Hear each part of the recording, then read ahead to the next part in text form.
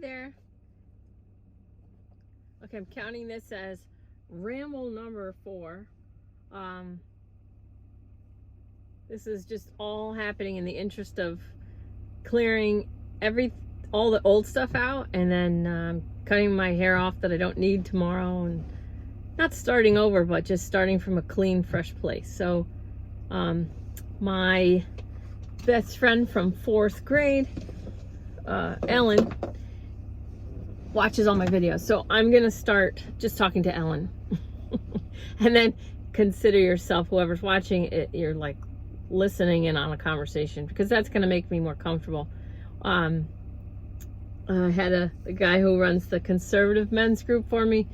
He said I was mansplaining. So I'm just gonna speak like I'm talking to Ellen from now on, so that it's smoother and I don't question being judged. And I know I triggered someone and they're out of the group, and I think maybe that happened because I was worried about that happening, and then I brought it to myself through that. So I know I can't trigger Ellen because she knows me too well, and I want to tell the story of how Renegade Yogi came into be. So I've talked to angels since I was a little kid, really as long as I can remember. I've had this ability to connect with angels, and they've told me things that there's no way I could know, and it's made my life so much easier. In a lot of ways, in more ways than it's made it harder, it's made it easier. So the ways that it's made it harder has been my ability to communicate with normal people. It has been, I feel, impaired because I don't have the same judgments. I don't subscribe to the same points of view as this is good or this is bad. I tend not to pick sides because even though while people are arguing, I can see them arguing, and I understand what they're each saying, I also see that they're both kind of saying the same thing. They're just using different assigned meanings to speak about the same thing. Whether it's politics, often religion too has happened. So throughout my life, I've had these dreams that my angels are in, and sometimes I know that they're there, and then sometimes I'll have a dream and then I'll figure out that it's not a real dream. It's like staged. And so I'll say, okay, come on out. So before I started this thing called Renegade Yogi, I had this idea to do a course in miracles, and I wanted to do it for myself, but I thought, let me provide this as a group for a group. So that got really hard to keep putting, because I had to type it in every day, type in a course in miracles, and it got to where I was typing it in but I wasn't doing it, and it became really clear that I had to stop, that it wasn't serving me. It was giving me something to do. It was just making it harder and harder for me to do what I was trying to do. I didn't have time to meditate because I had to do this Course in Miracles thing, blah, blah, blah. So I meditated on what to do, and I had this dream. Where we were in my basement, me and all these other people. We were like kind of like troop leaders, and we were responsible for groups of teenagers. Male, female, was like a mixed kind of thing. And we were in my basement for a group meeting. So it was all these different troops. And the lady who was running the whole show, who was in charge of all us volunteers, hated me. And she was really rude to me, and I just kind of had enough. And so my group of teenagers were right kind of around me, and this lady was just horrendous. This isn't a real person. Anyway, she says, she treated me like crap, and I said, tell you what, Judy, you know, when you're ready to speak to me like I'm a grown-up, and stop treating me like crap, we'll have a conversation. But until then, just leave me alone. Leave me and my group alone. And so my teenagers, my group, they were like, oh my God, oh, did you hear me? Did you hear? Oh my God, that was awesome. That was awesome.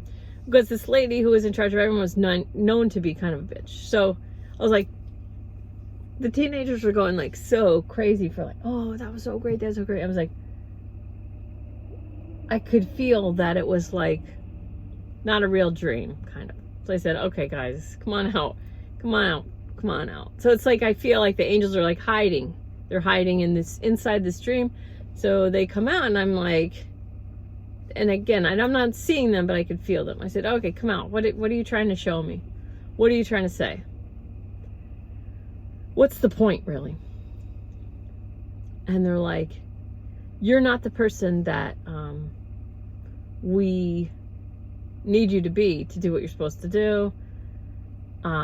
You're not the person, you're not being the person that we know you can be. Now, this happened pretty soon after I had this other situation. My mom, who has passed, said through a woman, you know, kind of like, your mom wants you to be, like, oh, your mom said you used to light up a room and then now you don't, and why can't you be like how you used to be, kind of like that. And I was like, okay, whatever. And then I went home and I meditated on it, and I meditated with my mom. I meditated. She showed me this old house that we had, and me in the kitchen, like walking in. And I remembered her telling me, like, you light up a room, you light up a room. And so from my mother's perspective, I saw me as a little girl, and I was like, oh wow, like that doesn't have to be what was real, but that was what my mother saw. And my mom wrote me a letter before I moved to Seattle, across the country. And, you know, anybody would have loved to get this letter from their mother. My mom was very strong, but this letter was like, you know, like having you was like the most incredible gift that any mother would love, or whatever. It was like really amazing. Really, like, to get this letter anytime in your life is like the biggest gift. So anyway, I still have it, of course, but so that letter, and then this vision of how my mother viewed me, how she saw me as her daughter, and how lucky she felt to have me and all this. And then, you know, I lost that light between high school and college. Story. She said I knew something happened, and she's like, it was like someone just put the light out. And she, you know, I know she wanted me to get that back. And so it was all coming up just a couple of years ago. And I was like, I don't know how. So then I had this Renegade Yogi dream. So in the basement, and all the kids are like, yeah. I'm like, okay, what's this about? And they're like, you're not who we signed someone up to do this job, and you're not even close to what you need to be. Like, you're not, it's sort of like we hired you based on your qualifications, and now it's like, where are those qualifications? You're not even. So I said, okay, well, and then I said, I know I named my page wrong. What am I supposed to name it? And they said Renegade Yogi. And I'm like, well, that's awfully negative. And they said, says the person who's not powerful right now. And they were like, so when I was saying to this lady, hey, how about this? When you're ready to treat me like a grown-up, let's have a conversation. Until then, just leave me alone. You know, they were like, you used to be so powerful. You used to be so, like, you just spoke. You just said your piece. You just said what you wanted to say. And now you're like afraid to trigger people. You're afraid of all this crap. Like, just talk. Like, open up and talk. So Renegade Yogi, and I said, well, that's awfully negative. And they said, just look it up. Look up the definitions. And so Renegade is, I refuse to live the way everybody in society is living. And Yogi is wisdom of knowing that everything's happening for me, not to me. And using whatever's happening right now to do my inner work. everything that's happening now is growing me spiritually. So allowing everything that's happening to me now, see it as happening for me. So Yogi's basically using your life to grow your spirit, using your life and everything that's in it, everything that's coming towards you is happening for a higher purpose or a spiritual growth. Okay. That's where Renegade Yogi started.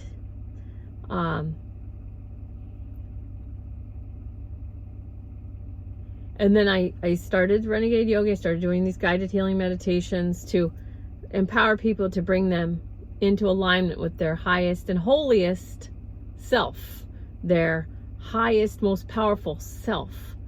And, you know, a lot of people who are big time teachers, they say, I am not your guru. I am not your guru. And I'm not anyone's guru either. Everything I do and say is to point inside you. Neem Karoli Baba says, no matter what holy book people read, needs to be brought in and say, what's true for me? What's true for me? So because of the assigned meanings, everybody has different assigned meanings for all these things. So, and he also says people need to, anything we say, like if it's Neem Karoli Baba and I, bring it in through you and see what you want to do with it. So,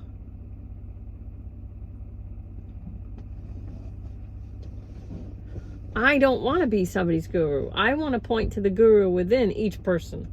I want to point to your highest self and have you connect with your own highest, holiest self and help you live a spirit-directed life by giving you tools.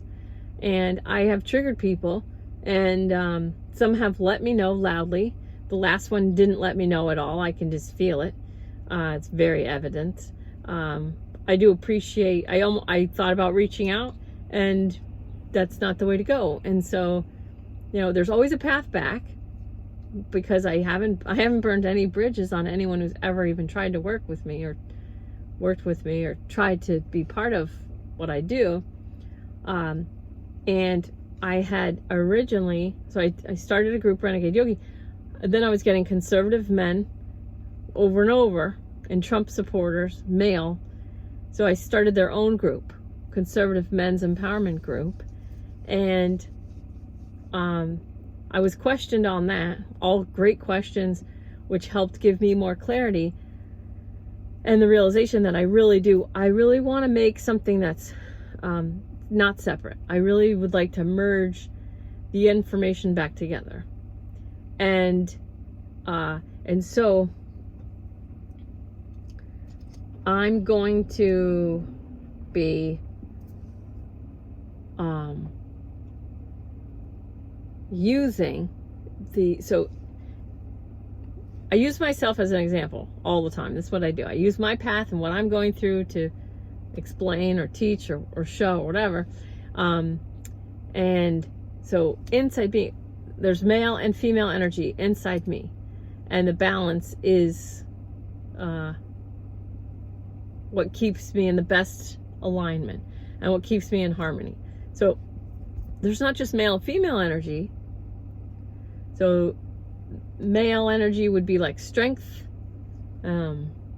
protection, and then female, it would be like worthiness, deserving, nurturing, softening, self-love, all that. Okay, I guess we stop here. See ya.